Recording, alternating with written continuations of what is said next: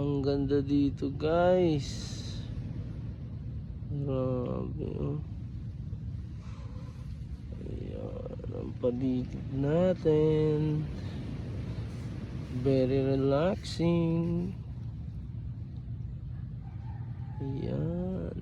And guys, ayan ang tent namin.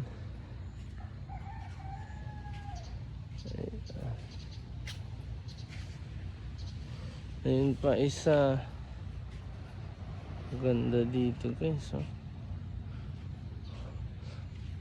Para na ring nasa ano, yung mga nasa isla-isla.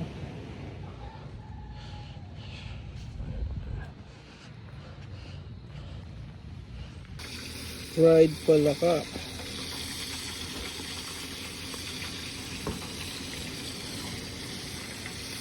So, natin Ride Palaka.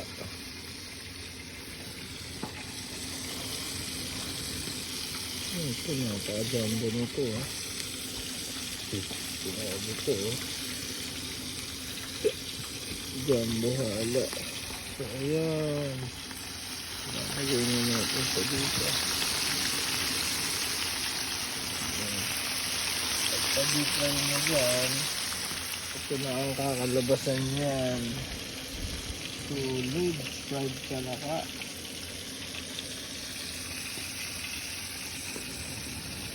Dito tayo ngayon guys sa Babaran Beach Resort.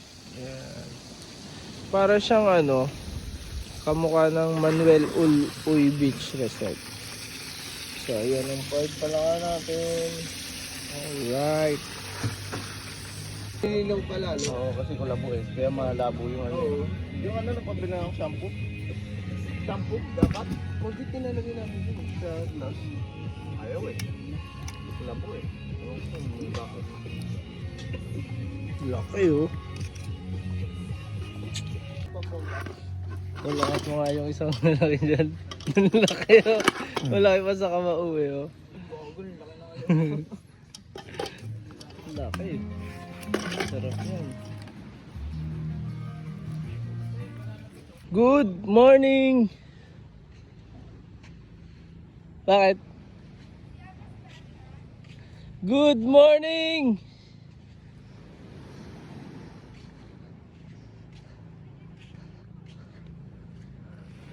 Wow, may ginagawa doon oh. Parang palasyo yung ginagawa doon oh. Napakaganda.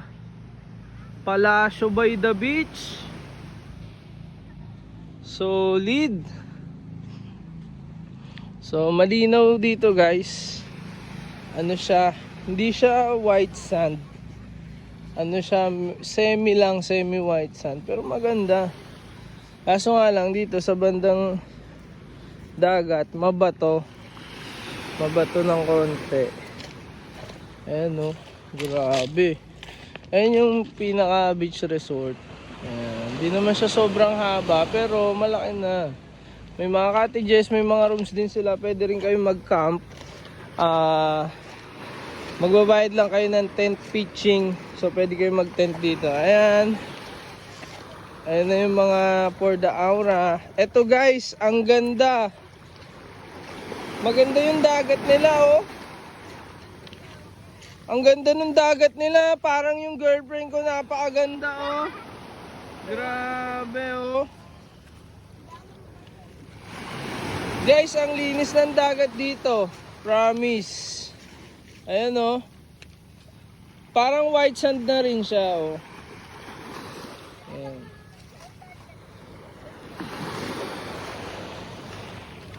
Ayan. Maganda yung dagat dito, malinis. Malinis ang dagat, di kayo mangangate. Ayan. Nak, kaway ka nak. Ayan guys.